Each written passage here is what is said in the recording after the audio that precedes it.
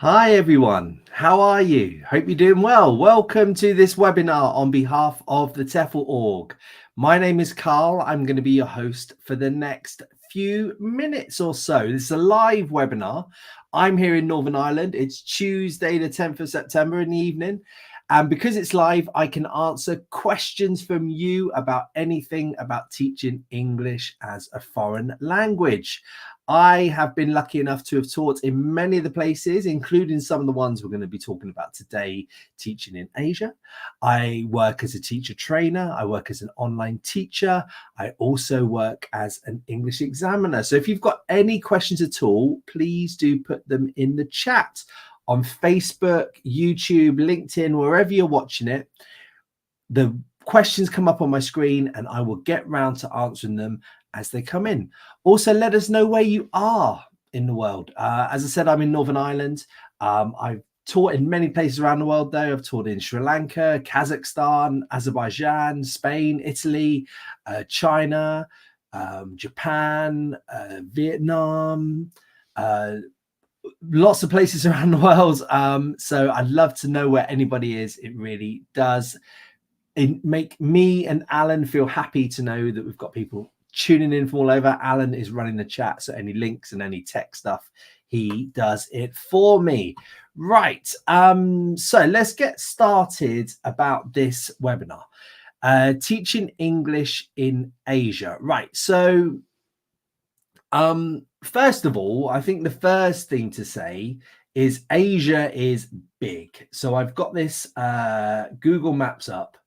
And, you know, if you're looking at a map of the world, Asia, you know, is a little bit, where does Asia start? Where does Europe finish? You know, is Russia in Asia? Turkey, you know, Istanbul historically is half in Asia, half in Europe. Exactly. So I'm not going to cover about all of this today. I'm going to sort of talk a little bit about the destinations where are sort of lesser known. And I'm also going to talk sort of a little bit generally about how to get a job in Asia. Okay.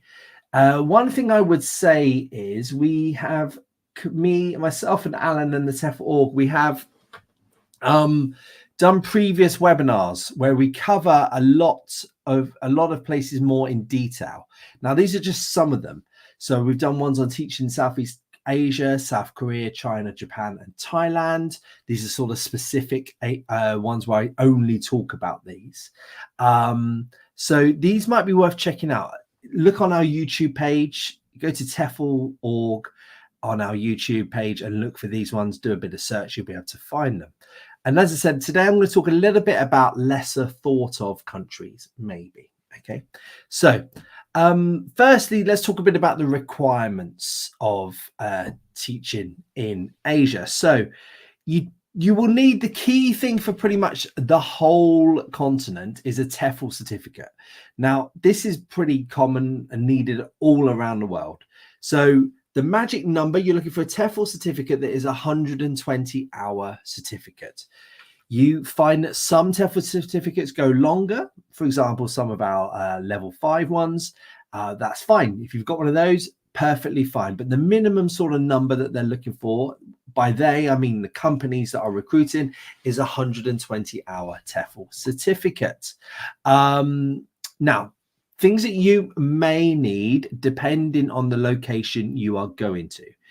Firstly is a degree. Now, generally, degrees have to be 3 years or more.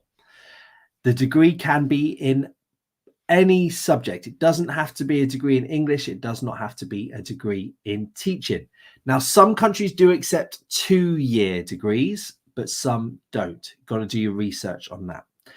Now, if you were not born in an English-speaking country, or if your education, your primary school, your high school, your university was not in an English-speaking institution, you might need to show an English ability certificate. Now, what do I mean by that? I mean something like an IELTS, a Trinity, a Cambridge, a Pearson test certificate to show that you have a good level of English. You might need to do that.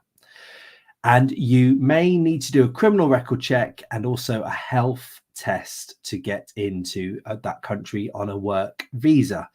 The criminal record check is basically you've generally got to have 0 past convictions. Again, each country is slightly different, but that tends to be the way. The health test is usually an AIDS HIV test. Can also be things like a TB test. I have also been tested for drugs, if I've got any recreational drugs in my system as well in the past. This is, I think, a bit rarer than it used to be. Right. Now, first destination I want to talk about is lesser known China. Now, of course, I said I'd talk about lesser known countries, and China is obviously one of the most well-known countries to go and do your TEFL experience in. But there are parts of China that are lesser known. And China is huge. There are a lot of destinations in China. There are a lot of big cities in China, and even the small cities are generally bigger than most cities in maybe Europe and Australasia, and bigger than some cities in America, for example.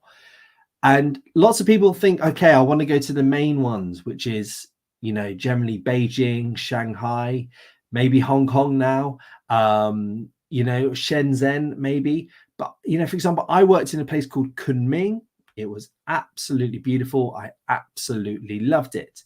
Xi'an is a big city, but it's also a really good fun city, lots of things to see and do. So there are lots of destinations in China. And maybe if you're new, these are some of the ones you've got to think of. You're new to TEFL, some of the things you've got to think of. Now, quite often, these cities, lesser known destinations, give quite good packages in terms of flights, in terms of accommodation, in terms of wages compared to the cost of living. So you'll see a job advertised in Shanghai, and you might see a job advertised in Kunming. The Kunming wage is a lot lower, so everybody thinks, oh, I'll go work in Shanghai because the wage is higher. However, the cost of living is generally cheaper in Kunming. Places like Shanghai, Beijing can be quite expensive to live in. So it's often good to look at some lesser known destinations if you want to make a bit of money. China also has a wide range of institutions. So you can get jobs in universities, you can get jobs in kindergartens teaching little kids, and sort of everything in between: business English, exam English, academic English, general English, whatever it might be. So a wide range of institutions. And if you go work in some of the smaller cities in China, the smaller cities, you might find that you can work in a few different ones. Also, China is quite good, I think, at accepting teachers with little to no experience. And this is more especially true in the lesser known destinations. They welcome teachers with no experience. So if that is you and you want to go to China and you're struggling to get jobs in Beijing, Shanghai, then maybe think of some lesser known destinations. However, China generally makes you need a degree. That's to get the work visa. That's not necessarily because they think a degree makes you a better teacher. But it's the Chinese government that has decided that people that go and work there should get a degree. Okay. And there is a maximum age of 55 in China. So that means if you are, that's not far off from me. If you're thinking of going to work to China and your age is towards the more experienced side of life, then you might have a bit of difficulty. And the reason why countries do this is because they basically don't want you to get ill and they have to spend a lot of money on you. Thank you for, I'm just saying hello if you're there. It's really good to let everyone know. You can see some great destinations coming in there. Thank you very much. Please do say hello and let us know where you are in the world. Also, if you've got any questions, also put that in the chat. Right, so Taiwan is often, I think, overlooked by teachers. Less so sort of American teachers. I think it's quite a big destination for some American teachers. But for the rest of the world in Europe, lots of people sort of discount Taiwan and they don't really think about going there. I think it's quite a good destination because it's a little bit more liberal than China. People sort of have a few more freedoms there compared to the Chinese mainland. people tend to be. I've taught Taiwanese students, and they're really good, open students that know a lot about the world. Whereas you can compare that to Chinese students, and maybe they're a little bit more inward looking. So they are more liberal than China. And wages are generally good in Taiwan. You know, they're sort of the wages that you think, oh, actually, that looks like quite a good wage. And then you take in the cost of living, and it's also pretty cheap compared to lots of other places. So you do get to save quite a bit. My wife worked in Taiwan as a teacher, and she definitely saved a few quid when she lived out there. You also, again, good range of benefits. They tend to be quite good at sending you things such as giving you things such as accommodation or accommodation allowances, paying for your flights, insurance, that kind of thing. So it's worth looking at that. You do need a degree to go work in Taiwan, and a little bit like China, you do need a passport from an English-speaking country. Now, the list is quite big there, so it is worth checking to see if you are on that list, if your passport is on that list, if you're not from the big English-speaking countries, UK, Australia, Canada, America, for example. Now, you do hear of people working in China and Taiwan on tourist visas, not on work visas. They are generally there illegally, and it can be a bit of an issue if you get caught. So it's something that's worth thinking about. Right, so just to widen it out a little bit more, maybe to some places in Asia that you've not thought about, I want to talk a little bit about Nepal. Now, there are many volunteer opportunities in Nepal. There are less jobs advertised that you'll see there. However, you will see jobs being advertised where you go and they won't generally pay for your flights, but quite often they'll pay for your accommodation. They'll even pay for some of your food when you're there. So you don't actually spend much when you're there, but also you're really helping sort of poorer people. You're really helping people that really need it. You can get involved in local schools, that kind of thing. So there are many volunteer opportunities, but there is also a need for exam English teachers. So I do a lot of exams virtually, and a few days a month, and I remember I'm just one of many, many examiners. A few days a month, I do examining in Nepal for people that want to leave Nepal and go and work in Australia, the UK, Canada. And there is a need. There are private institutions in Nepal, especially in Kathmandu, that do require teachers. So you got to check your visa that you're in on, but maybe you could go and work there as a volunteer, get some accommodation, but also do a bit of extra work in the local schools, private language schools, or even get some private students. Now, you won't see jobs advertised outside Nepal. You've got to do your own legwork there. So you've got to, get on Google, find some schools and see if they are looking for people at the moment. So yeah, as I said, you can volunteer and work at the local institutions, combining it both might be something that's worth looking at for yourselves.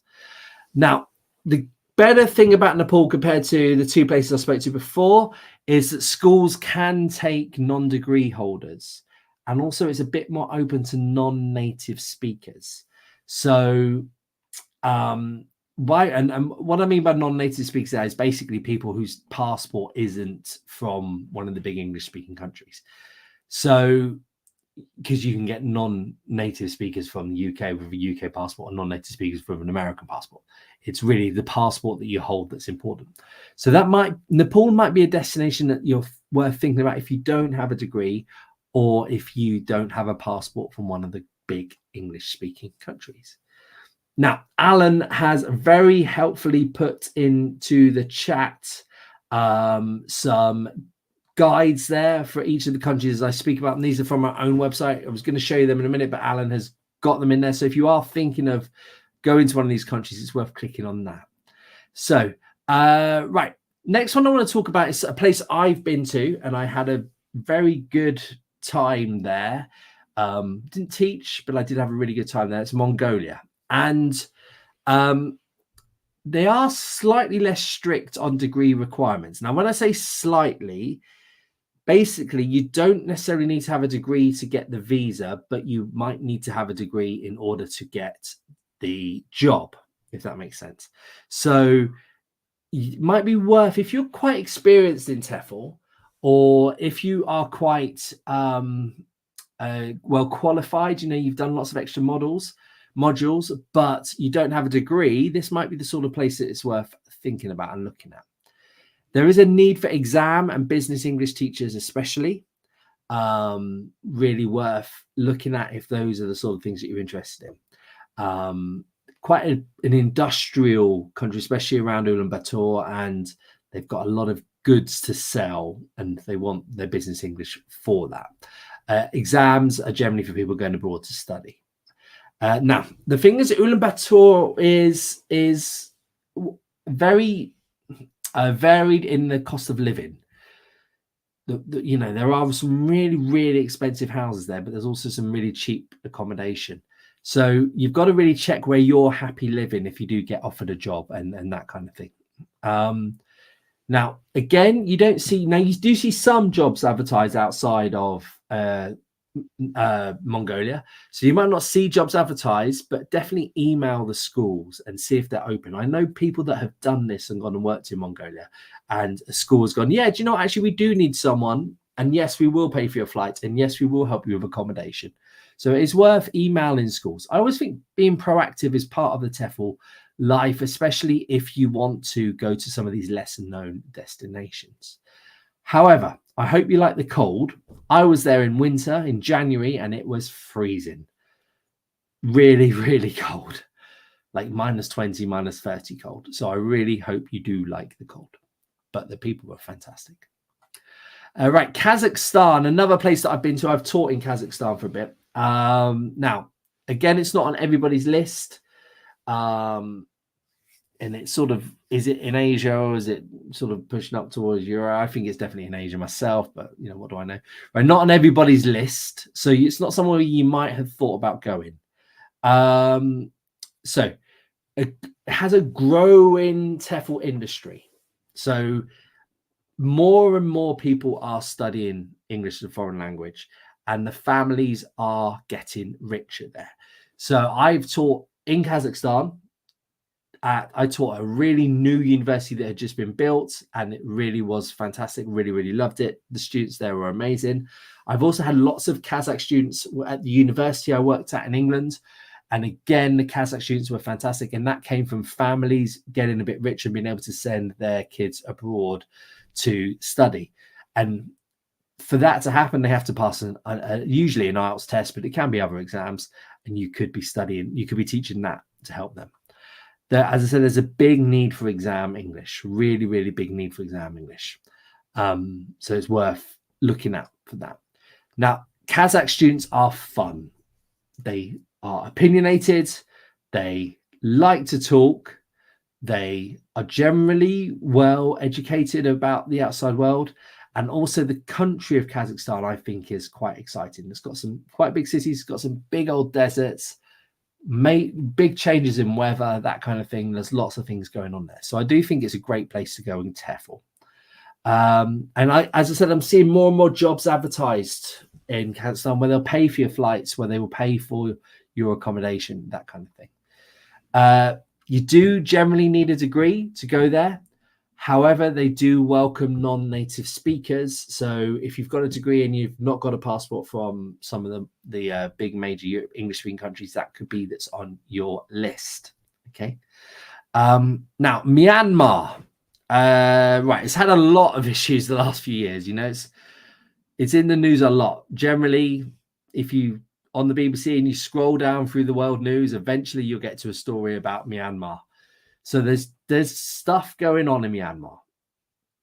Now, I've been in countries where there's stuff going on and they can be really fun. That's all I'm saying.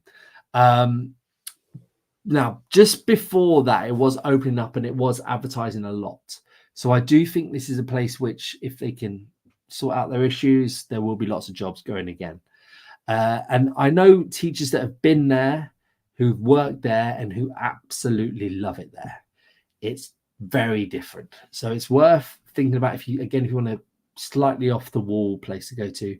Most jobs are teaching kids, lots of kids classes there, or exam prep. Have you seen the common theme with exam prep? Indonesia, there's a wide range of locations in Indonesia. You've got real big tourist hotspots such as Bali, and you've got the big massive cities such as Jakarta. And Jakarta is generally where most of the jobs I see advertised are, so it's worth looking at that.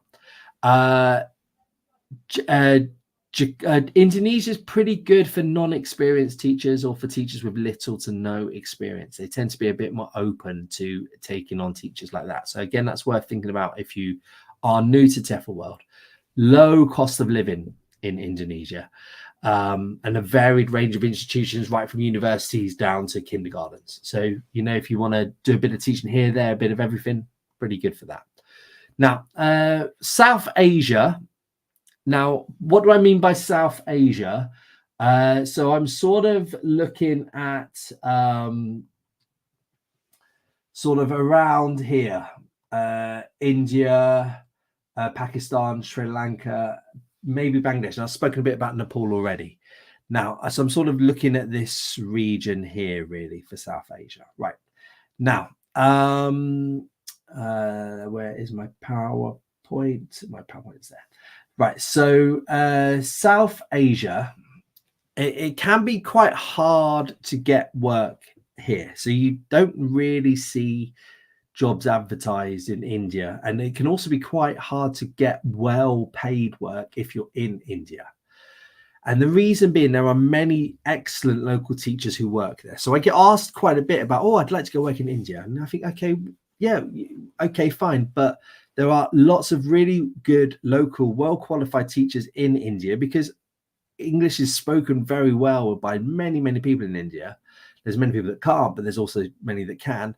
And they are taught by well-qualified, experienced local teachers. And the wage tends to be quite low.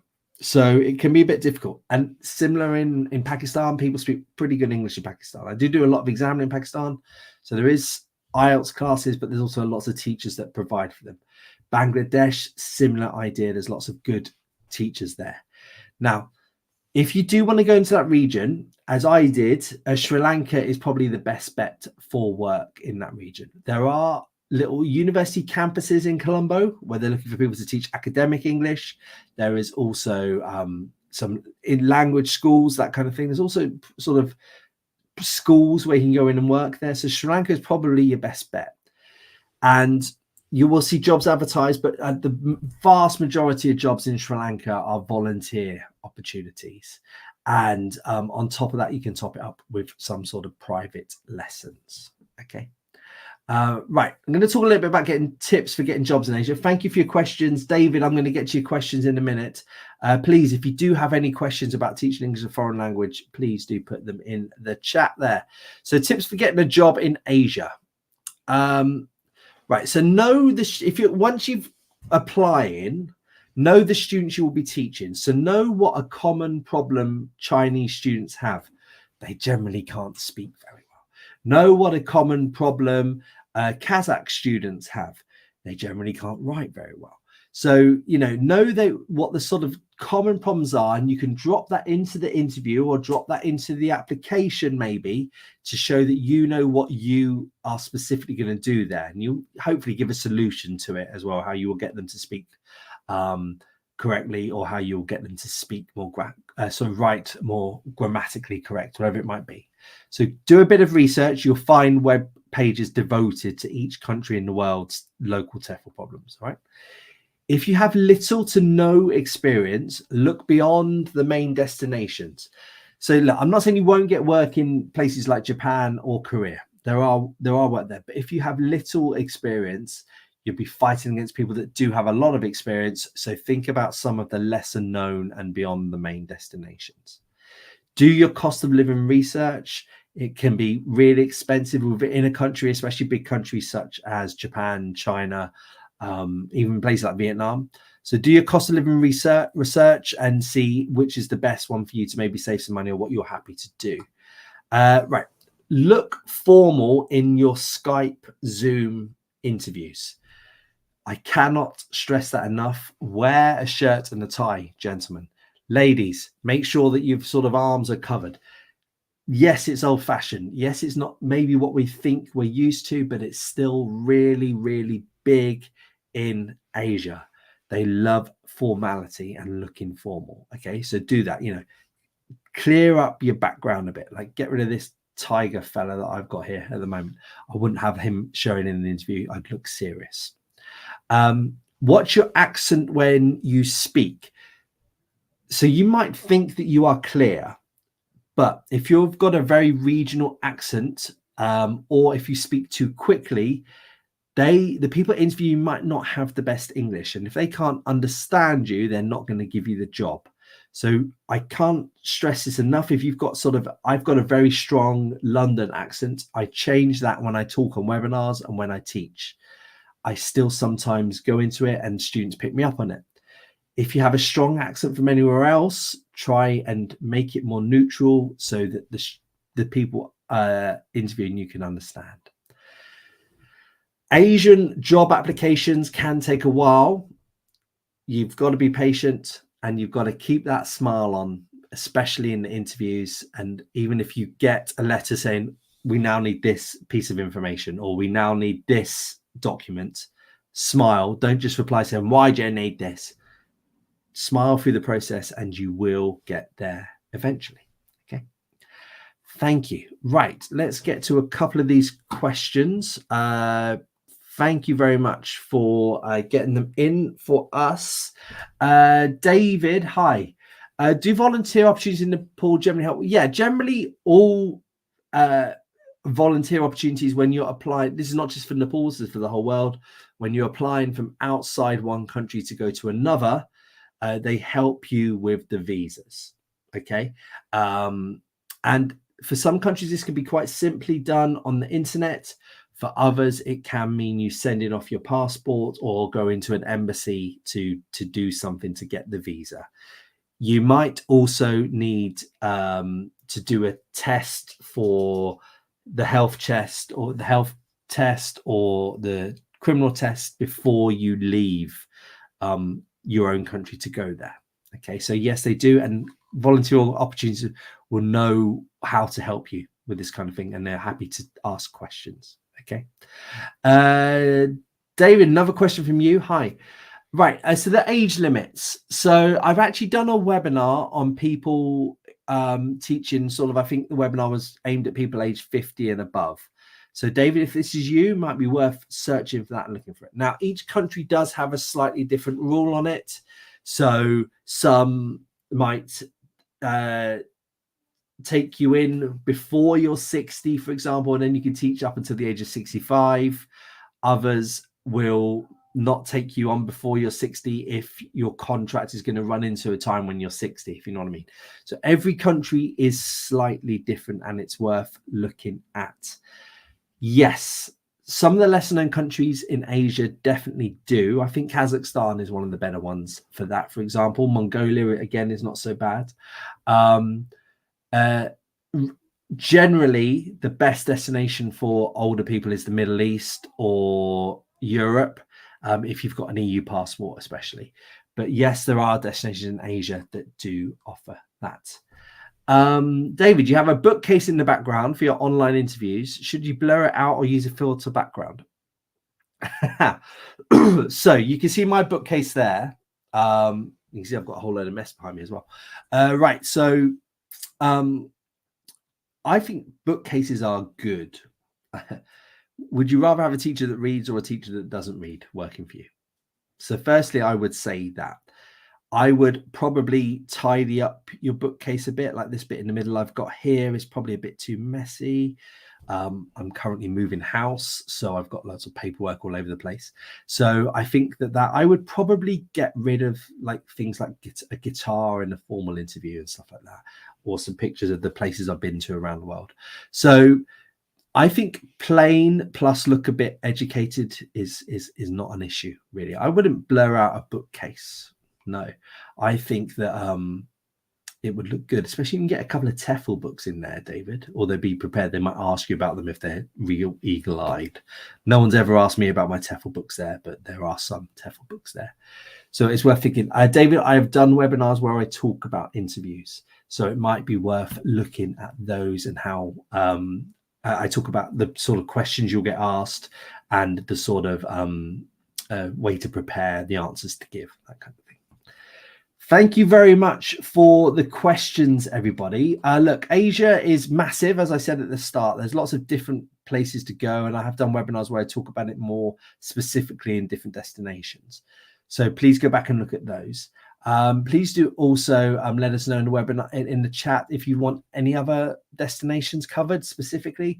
Again, we've done lots of webinars all around about different destinations around the world all over the last few years, so it's worth looking at some of those.